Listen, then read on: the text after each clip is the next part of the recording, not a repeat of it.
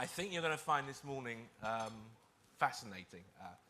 We were talking last night about how we can convey the work we do and the impact that it can have and that kind of thing. And as you've hopefully gathered from Dan and myself, it's like we don't really do the bullshit thing. So with that said, I would like you to know that what we are going to cover this morning, and we're going to talk about time and how you deal with it and how to create a time revolution in your life. I want you to know at the outset that what we're going to cover here can absolutely, change your life is a phrase I use hesitantly because it's bandied about a lot. But what we're going to cover here has changed my life. I know it's changed Dan's life and has changed the lives of some of our most successful members and entrepreneurs, both financially in terms of the results that you get, but also in terms of like your experience. See, on the face of it, our 3 days here is about money, but actually it's not, is it? It's actually about the end result, and the end result is more about freedom and the freedom to do what you want and be who you are. And like some of you, especially those of you who have like larger businesses, maybe been going a bit longer, maybe have higher turnovers. Some of you have this experience of like you're making the money and the money's coming in, and you certainly reach a point once you get good at marketing and some of those strategies we were talking about yesterday where you can create money at will. And that's certainly my goal for you. I want to make sure that by the end of our time here, you know how to create income at will. But if you're not careful, you could bring in the millions, but like life can be somewhat chaotic on an ongoing basis. And so how we deal with that and how we handle that is extremely important. So what we're going to do this morning is kind of two things.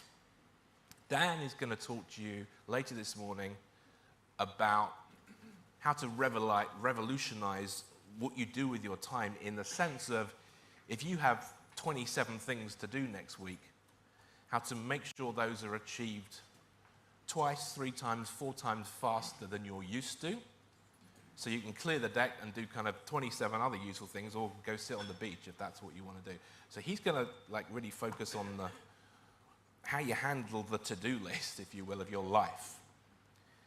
I'm going to talk to you about what goes in that list.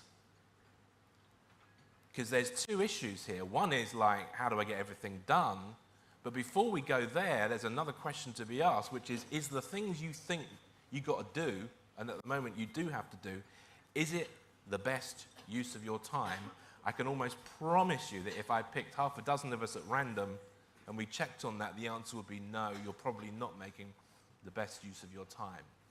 So I want to spend some time as we open up here looking at the 80-20 principle and 80-20 thinking and applying this to our lives. Now, you're either familiar with 80-20 thinking, you kind of know the theory, you know what it is, or maybe you're totally new to it, maybe you've played around with it and it's had some impact.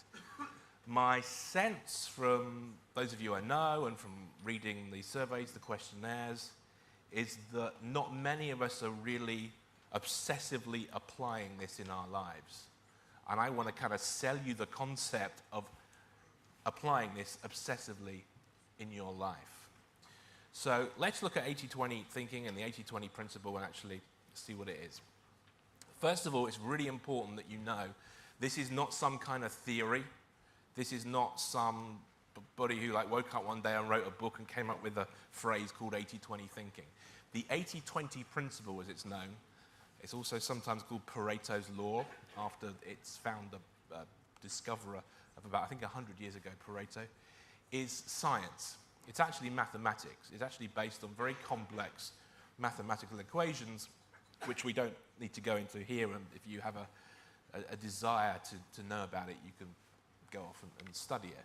But it's based on some really pretty complex maths. But out of all of that comes this principle. And the principle of 80-20 thinking, of the 80-20 principle, is that 80% of results in any context you wish to choose comes from around 20% of actions.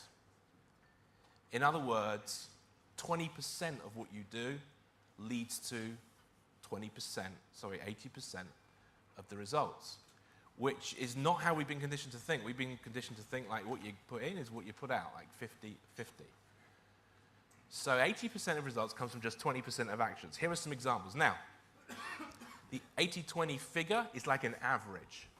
The figure could be 75-25, it could be 30-70, but it could also be 90-10, and sometimes it's 95-5. But 80-20 is a broad principle. So I'm going to go through a list and just see if this kind of starts to make sense to you. So 80% of what you achieve in your work, in your business, comes from 20% of the time spent. If we actually matched your bank account and what goes into your bank account to the time spent, we would probably find that around 80% of it comes from just 20% of what you do every week. In other words, if we had a way of stripping out the crappy 80% of your actions, the income would be round about the same. We're going to talk more about that.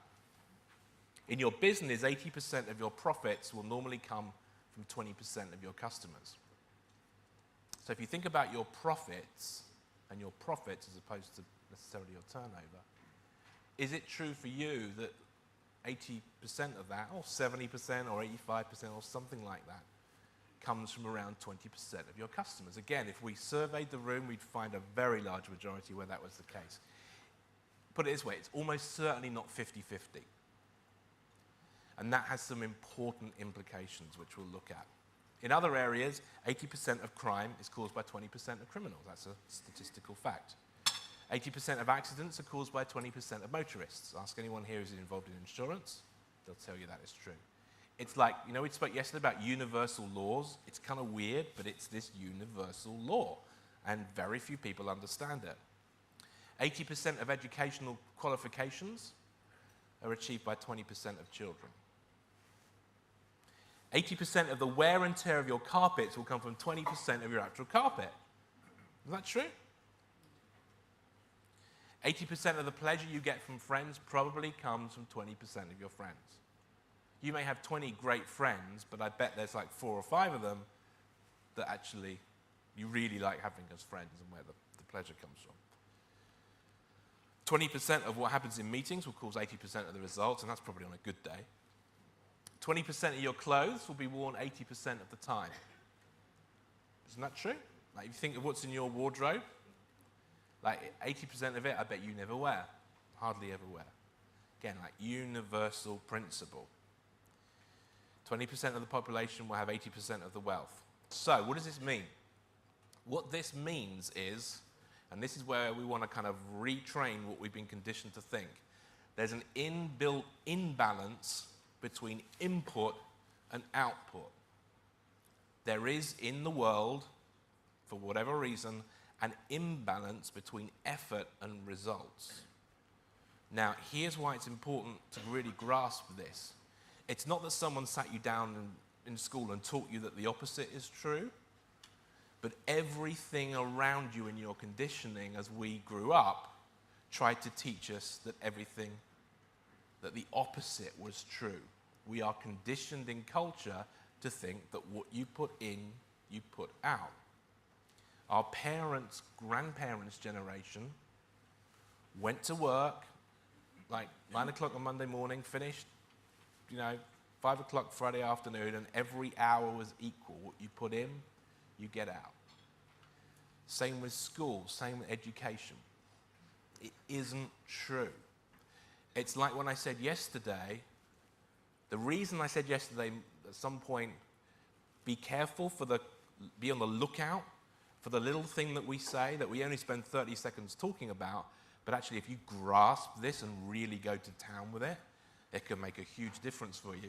The reason I said that is we're conditioned to think the opposite is true. We're conditioned to think that to get real value, for something to be really worthwhile to you, we should probably spend like half a day talking about it.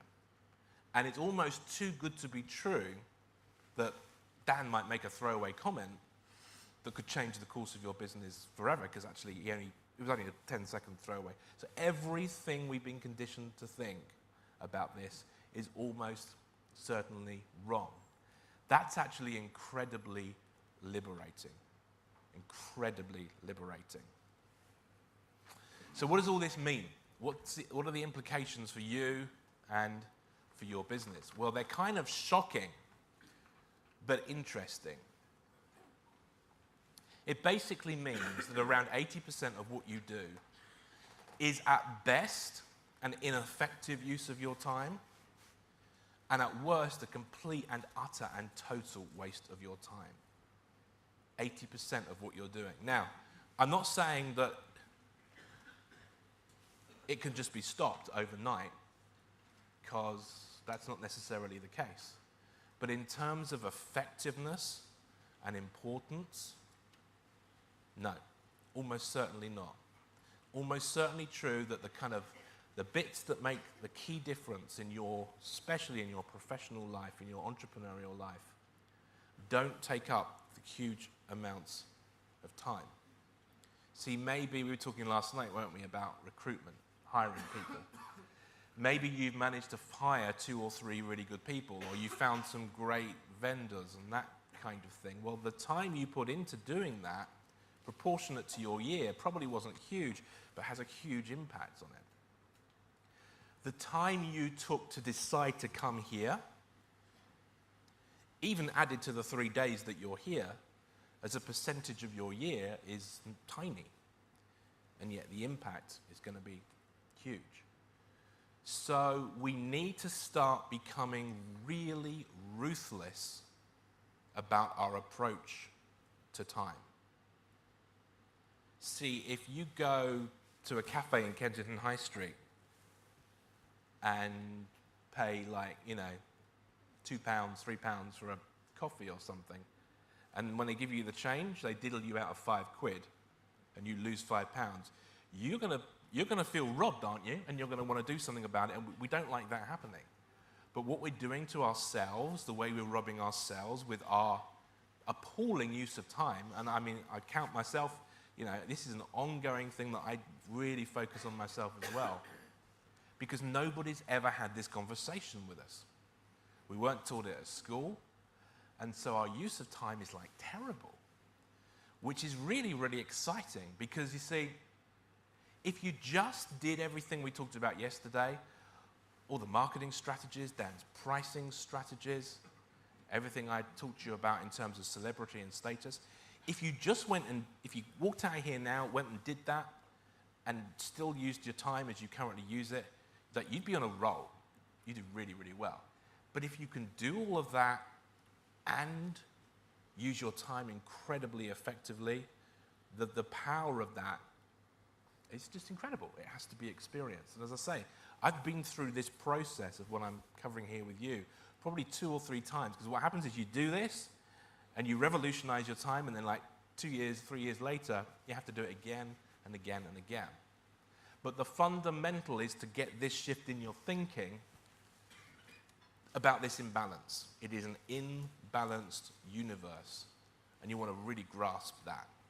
So how does this apply specifically to business? A few things about business. Over time, 80% of the market, so in your business niche, 80% of the market will be supplied by 20% or fewer of the suppliers. So Dan's pyramid thing, 1 or 2 or 3 or 4 will dominate. And many of those suppliers will achieve price freedom because they're at that top of the tree. It also means the opposite, which is that 20% of the market will be supplied by 80% of businesses. And that is why most businesses struggle. Because they're battling over actually kind of a small chunk.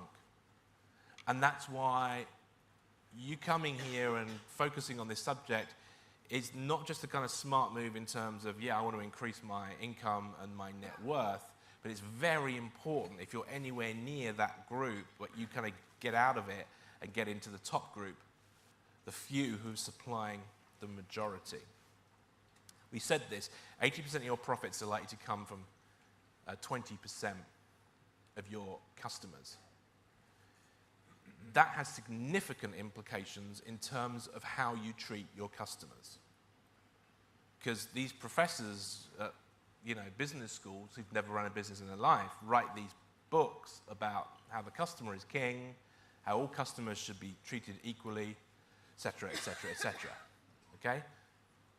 That is not an effective way to run a business. If 80% of your profits come from just 20% of your customers, don't you want to treat those 20% slightly differently? Don't they deserve perhaps a different type of communication, a more regular communication, a more ongoing communication? Gifts in the post, take them out to lunch, whatever it may be. You want to be really honing in on that top performing 20%, because within that top performing 20% is significant additional untapped profit. Dan said yesterday that phrase, and if it passed you by, write it down now. He said, a buyer is a buyer is a buyer. Okay, there's gold in those words. A buyer is a buyer is a buyer. We're very predictable as human beings. Someone who's bought from you is going to buy again. Someone who's bought from you 3 times is really, really, really going to buy again.